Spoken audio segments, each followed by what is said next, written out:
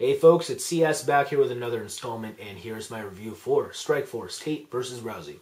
Alrighty folks, now that night for me, was full of random ass fights, like mismatches, and some awkward slash flashy finishes. So yeah, it does sound like a Strikeforce card. Let's just jump right into it, starting with the main event for the Strikeforce Women's Bantamweight Championship, of course, between the champion Miesha Tate and Ronda Rousey. Alrighty folks, now I don't know about you guys, but I thought that the most likely of outcomes happened here. Of course, Ronda Rousey winning via first round submission armbar over Miesha Tate.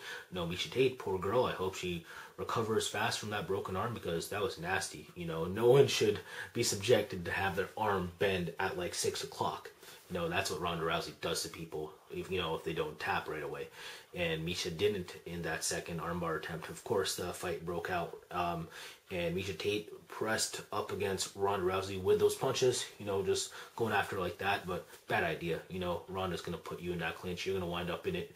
And from there, it was all Ronda Rousey. Ronda Rousey got the trip takedown on Miesha Tate. Miesha Tate was on her back, and Ronda quickly transitioned into an armbar attempt. That was nice. That was sexy. Of course, it wasn't on that tight.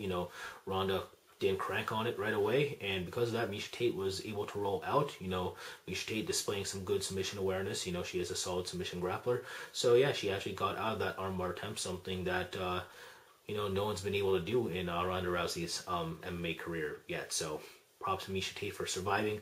I figured she would, just because she is a better caliber submission grappler than the people that Ronda Rousey's face, better caliber opponent in general. So I thought that it would take Ronda a couple tries in the first round to get it, but of course she got it late in the first round eventually.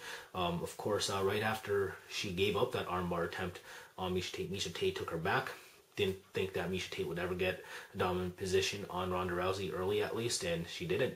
She did. So props to Miesha Tate for doing that. Of course, she didn't get any offense whatsoever from that. Ronda Rousey, too savvy of a submission grappler with her judo background, escaped. And yeah, she just proceeded to just beat up Miesha Tate right after that, because she brought back down to the ground with a nice uchimata, a judo throw. I believe it is an uchimata when you go like that with someone. And yeah, that was kind of nasty, because you're shook up from that throw and stuff, right? And the next second, Ronda Rousey's just transitioning to an armbar. So wow, you're not going to escape it after that. Ronda Rousey had a death grip on that arm and on that wrist, and she cracked. And Miesha Tate's arm gave out, and then she finally tapped to it. So poor girl Miesha Tate, again, I wish her a speedy recovery, because yeah, again, that armbar, it's nasty as hell. That's Giva Santana like. Damn, I would not want to be put in that position. So I went for Ronda Rousey, taking out, on paper, the world's best at 135.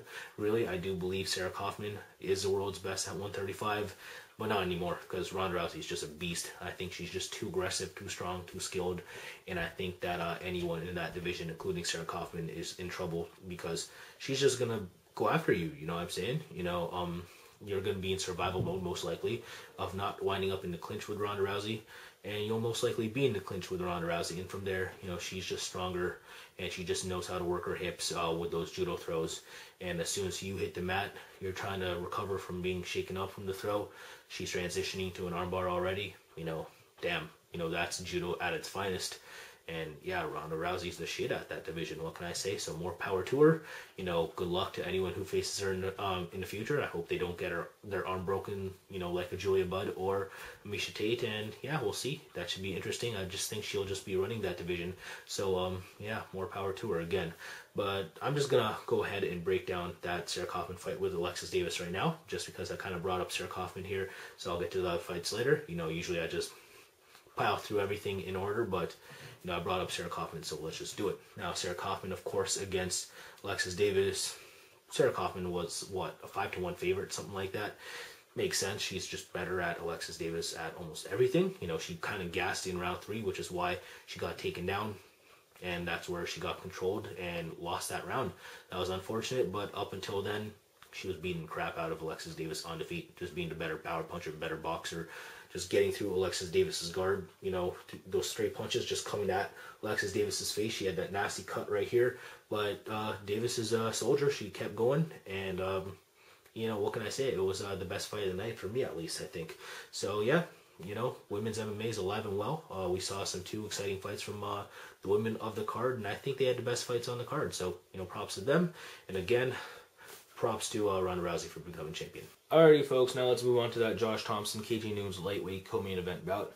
And of course, KJ Noon's lost that fight via laying-prey unanimous decision from Josh Thompson. I didn't expect that from Josh Thompson. Sure, I expected him to out-wrestle KJ Noon's for the most part, but I thought he would get him out of there, you know, by the second round, no later, with like a submission or a TKO. Josh Thompson's usually proactive on the ground.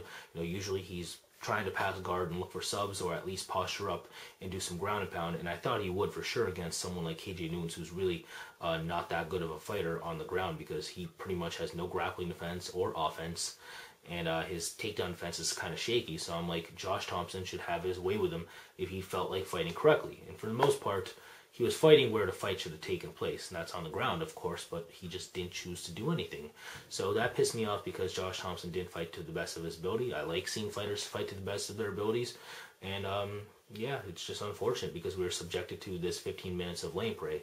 Now, I understand that Josh Thompson went through a bad training camp with AKA and all, and if you guys understand the AKA situation right now, they're going through some turbulent times, so I expected Josh Thompson to look kind of whack, but for him to look this whack, you know, his cardio was off and stuff, that's not good. You know, AKA is known for their cardio, and one of their guys, in Josh Thompson, who's usually known for their cardio, looks bad like this. You know, something's up with that training camp, so I hope they sort their shit out. And yeah, I hope Josh Thompson comes back better in his next fight, because this was just plain ugly. KJ Noons really has no place in MMA, if you ask me. He's a striker caught up in the MMA world. This is what happens to fighters like him, even up against a gassed out Josh Thompson. So what can I say? You know, it was just a great disappointment of a fight in general. Now, Josh Thompson, he could have at least, you know, again, pass guard, look for subs, at least postured up and try to TKO KJ Noons, but he didn't, and he just chose to fight lazy and have that lane prey unanimous decision. So I am kind of mad at him for that. Fighters don't owe me anything, I understand that, but again, I like to see fighters fight to the best of their abilities. But yeah, I guess that's about it for this fight. What's next for KJ Noons? Hopefully back to striking competitions, because I really don't think he's cut out for the sport again, and that's for Josh Thompson. They still happen to try to market a trilogy for him against Gilbert Melendez. Holy crap, Gilbert's going to smash him. Josh Thompson's not getting any younger, and I don't know, I don't think he did enough in this fight to warrant a title shot whatsoever. That was just ugly against, again, a one-dimensional fighter in KJ Noons. So yeah, we'll see what happens. Hopefully we see Gilbert in UFC very soon, and I think Josh Thompson should fight in UFC himself. I think he'll be a little bit more motivated there. Alrighty, folks, now let's move on to that welterweight bout between Paul Daly and Kazuo Misaki. And in this fight, we saw Division I Paul Daly try to out-wrestle K1 Kazuo Misaki. I thought it was going to be the other way around for sure. You know, just knowing that Kazuo Misaki's ground game is just that much better than Paul Daly's, and knowing that Paul Daly's striking game is his main strength, and that's what he tries to do with everyone. Like, I expected them to fight to their own strengths, but they fought to each other's strengths. Yeah. Damn. That was a weird-ass fight. One of the weirdest fights I've ever seen. Main point, though, Kazuo Misaki did more striking than Paul Daly did wrestling. You know, Kazuo Misaki was beating up Paul Daly for the most part on feet the majority of the time, which is why he won this fight. 29-28 at least, if you ask me. Leaning towards 30-27 myself, kinda. But Paul Daly definitely didn't get 2 of those rounds, so how this went to a split, to me, is what is controversial. At least the right guy won in Kazuo Misaki. What's next for him, though? Maybe him versus Woodley for the title. It's going to be a weird fight, but, you know, at least I know they'll try to fight to their strength there, because what does Kazuo Misaki have over Tyron Woodley? His hand speed, like he displayed in the Paul Daly fight right here. And yeah, he's just willing to fight anywhere, and I think he might be active off his back against Woodley. Hopefully he doesn't get totally smothered there if that fight happens. As for Paul Daly, I think Jordan Mean would be a good fight for him. Let's see that he actually tries to out-wrestle that guy, because that guy actually has some game off his back. So yeah, there's a number of interesting welterweight bouts you can throw down in Strikeforce, but again, just another weird fight to watch here. K1 Kazuo Misaki for the win. Alrighty, folks, now let's move on to that Scott Smith-Lamont Sayers middleweight bout, and this is the definition of a shot fighter, and Scott Smith here, guys. You know, he's been done for a while now, but he's even looking worse physically now in his return to middleweight. You know, he looks like he had too much beer and chicken wings, And then against Lamont Sayers, who's a decently athletic guy in the middleweight division. He's kind of skilled. He's pretty aggressive. He's a young dude. Scott Smith just got beat up everywhere. The fight took place in that minute and a half. Of course, Lamont Sayers got that guillotine choke eventually after that nice back body drop. So yeah, Scott Smith went out there to get ragdolled. Pretty sad. It's not like Scott Smith was a great fighter at one point or anything, but he predicated his career on his chin and having knockout power, and now he doesn't have either. So what's he still doing in the MMA cage? I really don't know. I hope he retires. As for Lamont Sayers, what's next for him? I don't know. Maybe he welcomes Lorenz Larkin to the middleweight division. I think that would make sense. But yeah, I really hope Scott Smith retires before he hurts himself. Alrighty, folks. Now let's move on to that Ronaldo Jacare Souza middleweight bout that kicked us off on the main card against Bristol Murundi.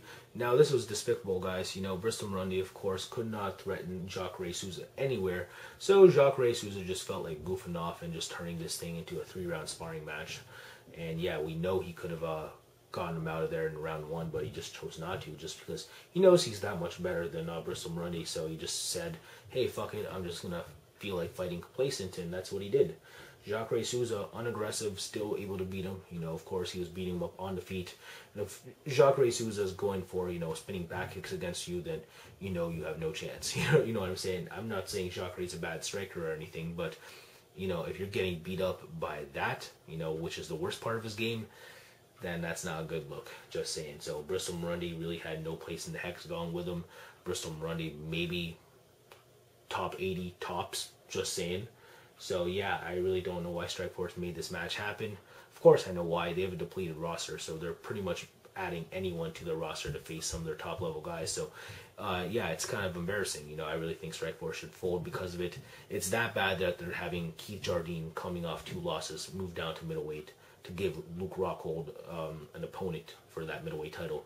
Yeah, so Strikeforce is kind of a joke. Really, the only thing they have over the UFC on anything is their women's divisions. So if I were Scott Coker, I'd focus on bolstering those. But you know what? He still thinks that Strikeforce has a place in MMA with these men fighting in it, and I personally don't. I'd rather see some of these guys fight the best. I want to see Jacare Souza be pushed because I know he has talent. I'd like to see him fight the best, and Bristol Murundi is far from that. So again, this bout disappointed me because of it. Alright folks, now let's move on to the preliminary card, shall we? Again, we already took a look at Sarah Kaufman and Alexis Davis. Again, props to them for throwing down. Let's move on to the welterweight bout then between Roger Bowling and Brandon Sailing. And this is another reason why Strikeforce is a joke. They're letting in Brandon Sailing into their promotion, former rapist and neo-Nazi. Fuck, man, that's messed up. Thank God for Roger Bowling to get him out of there by round 2. Punches TKO. Solid win for Roger Bowling. I was kind of hoping that Roger Bowling would knock his head into the 11th row or something like that. But no, I don't mind him punching his face into oblivion. Solid mounted crucifix, solid strikes from the top from Roger Bowling. Good win. Brandon Sailing, get him the fuck out of there. What's next for Roger Bowling? Hopefully the lightweight division. Next up, lightweight bout between Karis Fedor and Pat Healy. Karis Fedor, pretty solid prospect, but unfortunately for him, he's going up against, he went up against a prospect beater in Pat Healy. Pat Healy took out numerous prospects from like Maximo Blanco to Carlos Condit, some other guys. They're just not coming to my head right now, but Pat Healy just steps it up against these kids. He's just such a knowledgeable fighter in terms of closing the distance and grinding up upon you, by the cage and just eventually muscling you down to the ground. And he did just that against Karis Fedor and eventually got that arm triangle choke in 3rd round. So solid win for Pat Healy. What's next for him? Maybe this next guy in Ryan Couture. Of course, Ryan Couture fought in the lightweight division himself this card as well. This is the last bout I'm going to break down. He fought against Connor Hune, got him out of there in the 3rd round via TKO. So yeah, maybe Pat Healy can face Ryan Couture, who has a decent amount of prospectness to him now because, he looked rather impressive against Connor Hune, if you ask me. He showed improved footwork and striking in that bout, and Connor Hune was expected to out-wrestle him and really didn't do enough of it in that bout. So I think that would be an interesting bout between Pat Healy and Ryan Couture. Maybe Ryan Couture and his dad can work on, his wrestling, and maybe he beats Pat Healy. Who knows? But Pat Healy most likely wins that fight, but I think having those two fight each other would make sense. But there it is, folks. I think that about does it for me in terms of Strikeforce Tate versus Rousey. So I hope you guys enjoyed that long/really late review. And yeah, the moral of the story, I guess I could say, is Strikeforce really needs to fold except for its women's division. That's just my opinion. Just saying. But again, that about does for me. Hope to see you soon. Deuces for all my supporters. Bruce for all my haters. And take care.